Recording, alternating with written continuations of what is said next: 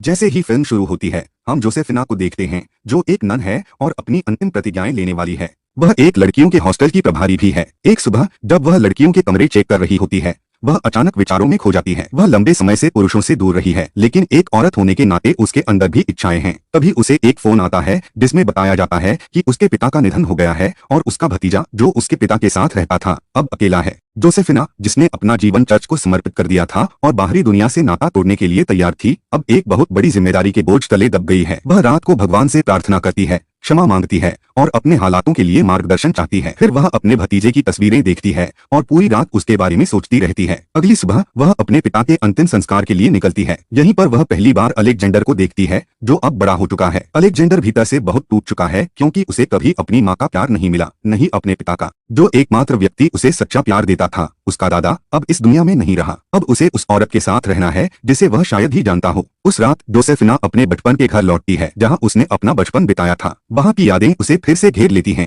वह फिर अलेक्जेंडर के पास आती है और कहती है, तुमने सुबह से कुछ नहीं खाया है, मैंने तुम्हारे लिए चाय और कुकीज बनाई हैं, कृपया खा लो। अलेक्जेंडर पहले तो मना कर देता है, लेकिन जोसेफिना उसे समझाती है, अब हमें साथ में रहना है, कृपया मेरे लिए चीजें और मुश्किल मत बनाओ। यह सुनकर अलेक्जेंडर खाना शुरू कर देता है। जोसेफिना तब अलेक्जेंडर के पैर में एक गंभीर घाव देखती है। वह उसे साफ करती है और महसूस करती है कि उसने कई दिनों से स्नान नहीं किया है। वह बहुत ही अस्त व्यस्त और गंदा दिख रहा है। वह उसे बिस्तर पर सुला देती है। अगली सुबह एलिस, जो एक सोशल सिक्योरिटी एजेंट है, जोसेफिना से मिलने आती है। एलिस कहती है, मुझे अलेक्जेंडर की चिंता है, अगर आप उसका ध्यान नहीं रख सकती तो हम उसे अपने साथ ले जाकर उसकी देखभाल कर सकते हैं। जोसेफिना भावुक हो जाती है और जवाब देती है, उसकी जरूरत नहीं है, अलेक्जेंडर मेरा भतीजा है और वह मेरे साथ इसी घर में रहेगा, आपको उसकी चिंता करने की जरूरत नहीं है। फिर वह अलेक्जेंडर के पास जाती है। वह पूछता है, मैंने देखा कि आज एलिस घर आई थी, वह क्यों आई थी? जोसेफिना जवाब देती है, वह तुम्हारी फिक्र कर रही थी, इसलिए तुम्हें देखने आई थी। अलेक्जेंडर फिर पूछता है, तो क्या तुम मुझे उसके साथ भेज दोगी? जोसेफिना कहती है, हम इस बारे में बाद में बात करेंगे। फिर हम देखते हैं कि जोसेफिना अपने हाथों से अलेक्जेंडर को नहला रही है। अब जोसेफिन बहुत परेशान है और वह तय नहीं कर पा रही कि क्या करे।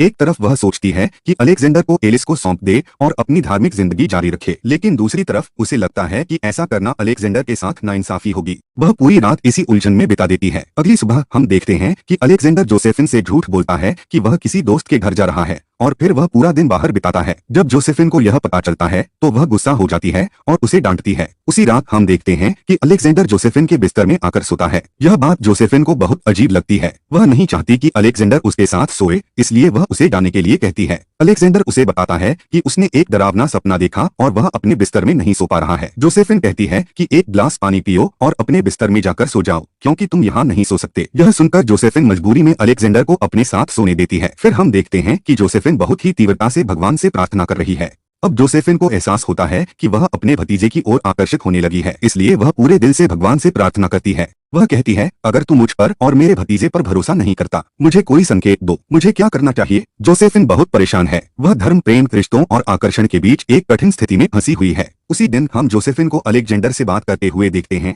जब वह उसके पैरों को देखती है जो बहुत गंदे हो गए हैं। जोसेफिन उसे नहलाने के लिए ले जाती है। उसी रात हम जोसेफिन को गहरे विचारों में डूबा हुआ देखते हैं। आज जब वह अलेक्जेंडर को नहला रही थी और उसे छू रही थी तो उसके मन में गलत विचार आ गए। वह इसके बारे में सोच रही है और हम जानते हैं कि जब भी कुछ गलत होता है या वह कोई गलती करती है तो वह भगवान से प्रार्थना करती है। वह महसूस करती है कि आज उसने गलती की जब उसने अपने भतीजे अलेक्जेंडर के बारे में नहाते समय अनुचित विचार किए। फिर हम देखते हैं कि जोसेफिन अलेक्जेंडर को शहर घुमाने के लिए लाई है। वह अपने चर्च भी जाती है, जहाँ वह अन्य सिस्टर से मिलती है और अपनी स्थिति बताती है। उनमें से एक सिस्टर उससे कहती है कि भगवान हर जगह है और उसे प्रार्थना करने के लिए यहाँ आने की जरूरत नहीं है। वह कहती है, मुझे पता है तुम्हारे पिताजी अब इस दुनिया में नहीं हैं और अब तुम्हारे ऊपर एक छोटे बच्चे की जिम्मेदारी है। भगवान हर जगह है, तुम जहाँ चाहो वहीं प्रार्थना कर सकती हो। उसी रात हम देखते हैं कि जब जोसेफिन जाने वाली होती है तो अलेक्जेंडर उससे पूछता है, क्या आप तब तक अपनी हथेली मेरी पीठ पर रख सकती हैं जब तक मैं सो न जाऊं? जोसेफिना ने अपना हाथ अलेक्जेंडर की पीठ पर रखा और वह सो गया, लेकिन अनजाने में जोसेफिना भी उसके पास ही सो गई। सुबह जब जोसेफिना की आंख खुली तो उसने खुद को अलेक्जेंडर के बगल में सोया पाया। उस पल उसकी भावनाएं जागने लगीं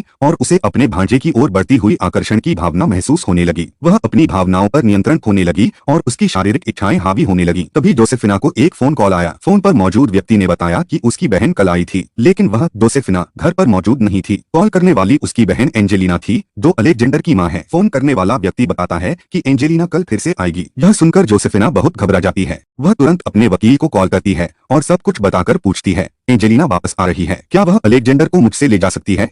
वकील कहता है, अगर वह अलेक्जेंडर की माँ है तो आप कुछ नहीं कर सकती, वह जब चाहे उसे ले जा सकती है। यह सुनकर जोसेफिना और भी परेशान हो जाती है। वह अलेक्जेंडर को शॉपिंग पर ले जाती है। उसे कई चीजें खरीद कर दी जा रही हैं ताकि जब उसकी माँ आए तो वह जोसेफिना से ज्यादा जुड़ाव महसूस करे बजाय एंजेलिना के। फिर हम देखते हैं कि एंजेलिना आ चुकी है। वह जोसेफिना से मिलती है और अलेक्जेंडर के बारे में पूछती है।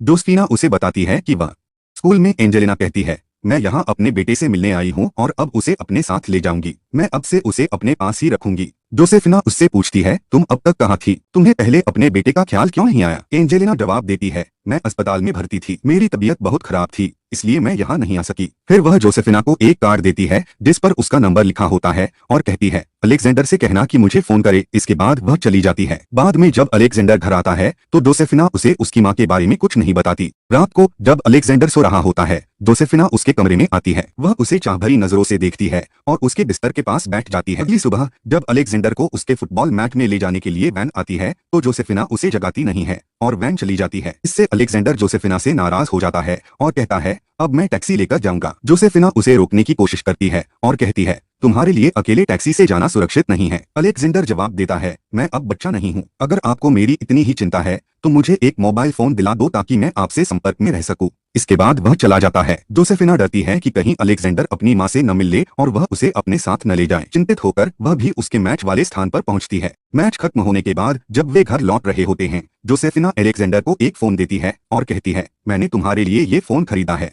अगली सुबह हम देखते हैं कि अलेक्जेंडर की माँ आखिरकार उसके स्कूल आती है और उससे मिलती है। वे साथ में समय बिताते हैं, बहुत बातें करते हैं, टहलने जाते हैं और साथ में लंच करते हैं। अलेक्जेंडर की माँ उसे बताती है कि वह उसके घर आई थी और अपना नंबर भी छोड़ा था, लेकिन उसने कभी कॉल नहीं किया। अलेक्जेंडर को इस बारे में कोई जानकारी नहीं थी क्योंकि जोसेफिना ने उसे कभी बताया ही नहीं। जब वह घर पहुंचता है तो अपने बचपन की तस्वीरें देखता है, लेकिन एक भी तस्वीर में उसकी माँ नहीं होती। यह एहसास कि वह उन यादों में अकेला था उसे बहुत गहराई से चोट पहुंचाता है। उसी रात हम देखते हैं कि अलेक्जेंडर एक पार्टी में बहुत अधिक शराब पी लेता है और ठीक से चल भी नहीं पाता। उसके दोस्त उसे घर छोड़ते हैं और जोसेफिना उसकी देखभाल करती है, उसे नहलाकर होश में लाने की कोशिश करती है। अगली सुबह हम देखते हैं कि जोसेफिना भगवान से प्रार्थना कर रही है और बीती रात की घटना के लिए माफी मांग रही है। इस दौरान अलेक्जेंडर अपने बैग पैक करने लगता है, जाने की तैयारी करता है। जोसेफिना उससे पूछती है, तुम कहाँ जा रहे हो? और वह उससे कहता है कि वह अब इस घर में नहीं रह सकता। यह बात जोसेफिना को बहुत आहत करती है। वह उसे रोकने की कोशिश करती है और कहती है कि वह उससे प्यार करती है, उसे याद दिलाती है कि उसने हमेशा उसका ख्याल रखा है। वह उससे विनती करती है कि वह न जाए, लेकिन अलेक्जेंडर बहुत गुस्से में है। वह कहता है कि जोसेफिना ने उससे झूठ बोला, उसकी माँ उसे लेने आई थी और उन्होंने अपना नंबर छोड़ा था, लेकिन जोसेफिना ने कभी उसे यह बात नहीं बताई और न ही उससे संपर्क करने दिया। यह बात जोसेफिना को और भी ज्यादा चोट पहुंचाती है, लेकिन उसकी विनती के बावजूद अलेक्जेंडर गुस्से में बाहर निकल जाता है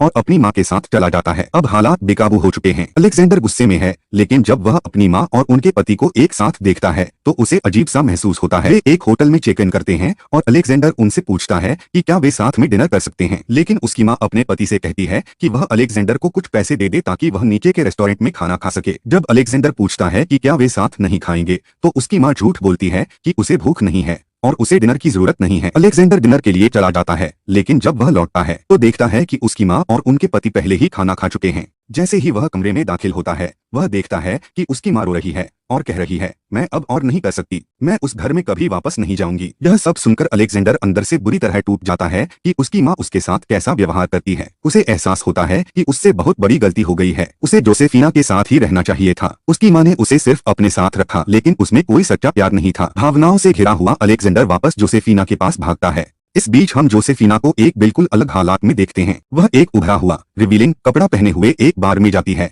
जहां वह शराब पीती है और एक आदमी से बात करने लगती है। वह उससे फ्लर्ट करती है जिससे उसे लगता है कि वह उसके साथ रोमांटिक रिश्ता चाहती है। वह आदमी उसे अपनी कार में ले जाता है। तभी अलेक्जेंडर उसे ढूंढ लेता है और अपने घर ले आता है। जैसे कभी जोसेफिना ने अलेक्जेंडर को नहलाकर उसे होश में लाने की कोशिश की थी, वैसे ही इस बार अलेक्जेंडर उसे टब में बैठाकर साफ करता है, उसे वापस होश में लाने की कोशिश करता है। लेकिन यह आखिरी बार है जब वह ऐसा करता है और इसी वजह से इस फिल्म का नाम है द लास्ट बाथ, आखिरी स्नान।